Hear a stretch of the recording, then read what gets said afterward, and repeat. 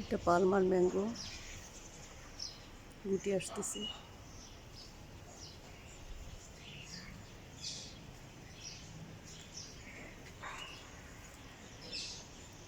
মাশাআল্লাহ, গাছটা অনেক বড়, গোড়া থেকে শুরু হয়েছে গুটি, ফুল আসা, মুকুল আসা।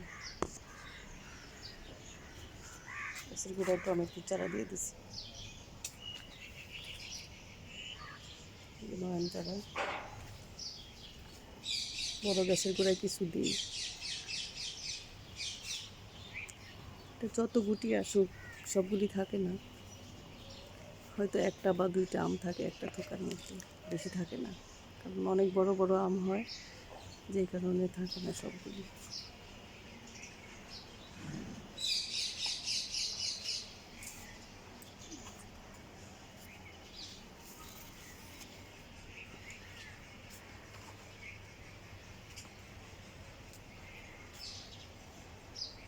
কিছুদিন আজকে এই গাছটার মধ্যে একটা টিয়া পাখি বসছিল,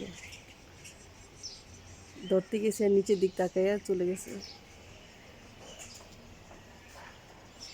আমি বাগানে পাখি পাই।